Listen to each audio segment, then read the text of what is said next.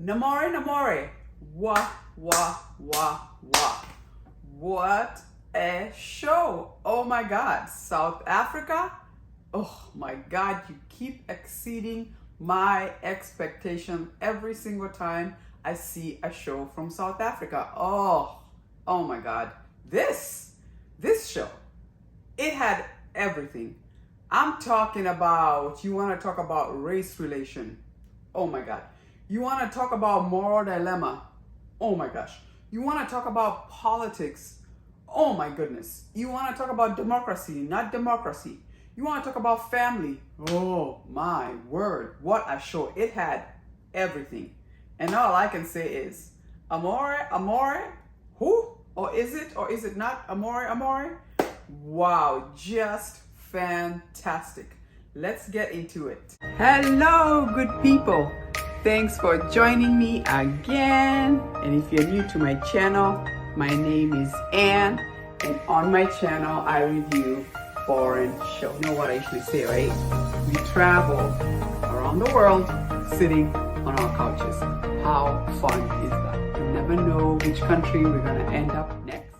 Hi guys, thanks for joining me again. If you're new to my channel, my name is Ann, and on my channel I review foreign international content.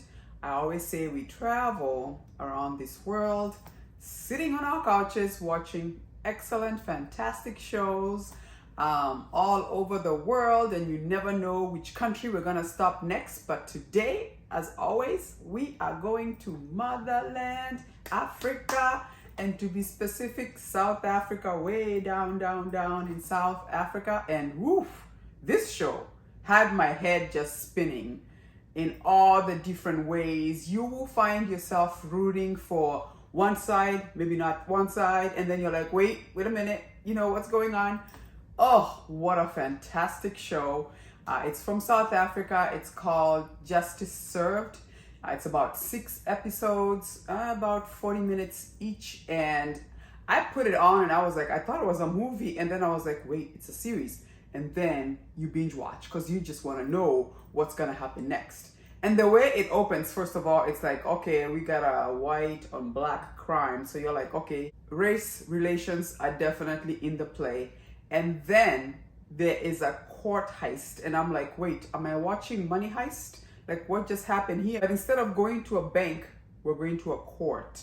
And this group, Namore, comes and hijacks or heists the court. And it was in the middle of the judge is about to give the verdict of this white man who shoots a black man, and the whole country is divided. Is the man guilty or innocent? He's claiming self-defense, that the black man was trying to shoot him or rob him, and he grabbed the gun and shot him. But apparently it was seen on live TV, so obviously people are triggered, which we all know. I mean, United States, that does not fly very well. I live in Minnesota. This is the state where George Floyd was killed. Let's just say it does not go very well when we see the video, okay? And when the white man is standing on the other side, based on history, slavery, whatever you want to call it, apartheid, when it comes to South Africa, it's not gonna be good, right? So let's just say everybody is divided. He hijacks the court and takes over the media and says, instead of this judge giving the verdict, I want you guys to vote. Do you think this white man is guilty or innocent? And that's where the moral dilemma starts. And then the beautiful thing they do is they go back, very Money Heist like, and gives us backgrounds between the leader. His name was Azania Makopa, I think that's how they said it.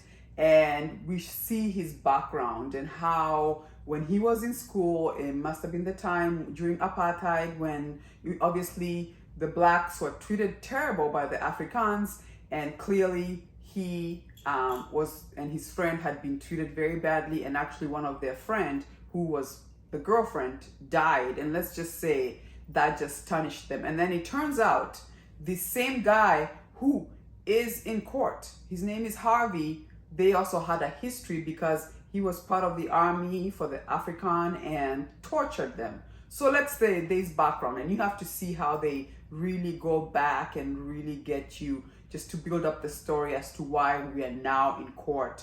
And it's just not about a white man being guilty. We're talking about like race relations that happens between black and white and involving trauma of race, racism, if it's apartheid or if it's slavery, whatever you want to call it, right? And let's just say Mr.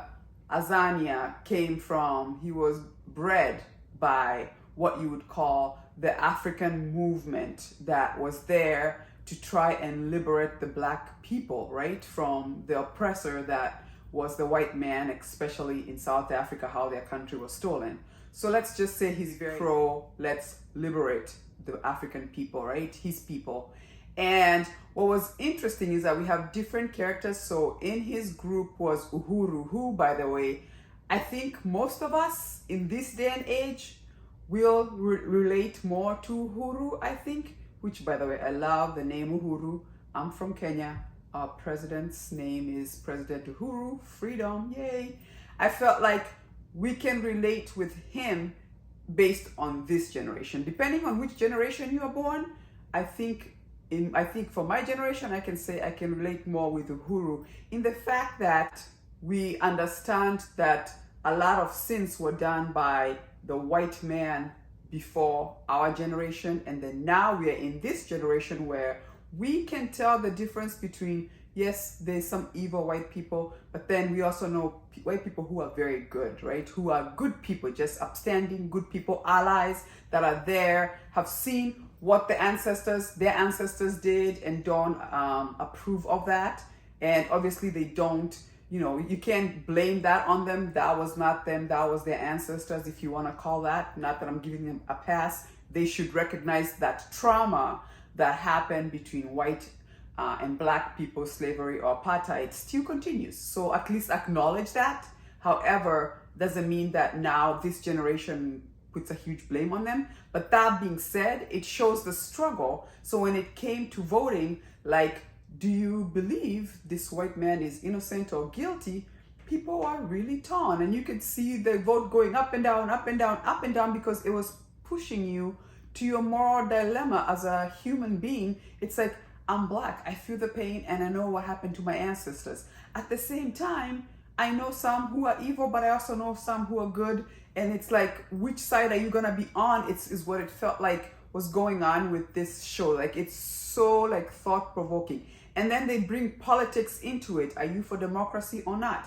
And sometimes democracy doesn't always go your way, right? It's what we saw, right? As they keep voting, you keep seeing what happens there, where you're just like, if you're gonna call it democracy, then you're gonna be fine if you win or if you lose. That's how democracy works. It doesn't only work when you're winning, right? So that was interesting that they brought that up. I also thought when it comes to race, and especially with Africa, I thought it was interesting that we had the three characters. We had Mashamba, who worked with Hassan, and then there was also the white guy who was also a cop, and he was a good person, right?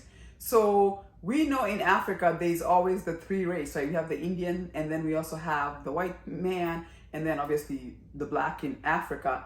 And I thought it was interesting when they came to the Asian man. First of all, Hassan, we all know, he was not straightforward. However, I felt like they played a little bit into how Africans have always felt about Indians, and Indians don't come for me. I'm not saying it's everybody, but let's just say you are only on the side of where you're winning. You're always, first of all, you're always for the white person. But then when it's a black man who's powerful, which is what was happening with Hassan, who was being given instructions by the Minister Kunene, which that was sad, right? The Indian tends to put himself in whatever is advantageous for him, and he really does not care if anybody's gonna get hurt. I felt like they played on that. Don't come for me, but I'm just saying, really, traditionally, that's how I think as Africans, we've always felt like you can never trust them. They may smile at you, you may think they're your friend, but if push comes to shove, I don't know. I'm not saying everybody, don't come for me, but I thought that the script was kind of playing towards that, because we saw in Hassan, and we also saw it in that journalist who was hired by the black DJ, I think it was a DJ, right? Or radio host, who was very, by the way, very fire. I liked her, but you could tell she was just like down. She was definitely down for the people and was not hearing any other way, or was even trying to influence everybody who was trying to see like, well, it could be. She was like, nope, Black power, right? All the way. She did not want to give it up. And I don't want to give too much in case you haven't watched, so that's why I'm trying to stay vague. And then Kunene, who would be Abel, who was friends and grew up with Azania, and clearly you have to keep watching because they start together like brothers. Like we're talking about blood brothers who are in the movement together, and you have to see what happens to Abel Kunene and what becomes of him. But that was a little bit sad. But as you keep watching, it was very Money Heist. If you watch Money Heist, you will see, you pick up on some things. You're like, oh, that's very Money Heist.